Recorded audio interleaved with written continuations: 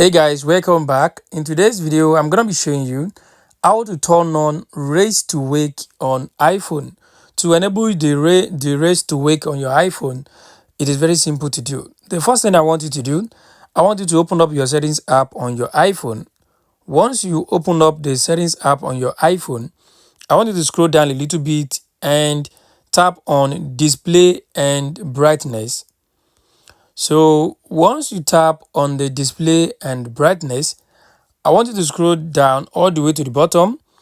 Once you scroll down to the bottom, we are going to see where it says raise to wake. So you just want to tap on this raise to wake. Once you tap on it, the white at the front will change to green. Once it changes to green, this means our raise to wake has been enabled successfully. So guys, this is how you can actually turn on the raise to wake on iPhone. I hope this video helped you. Thanks for watching.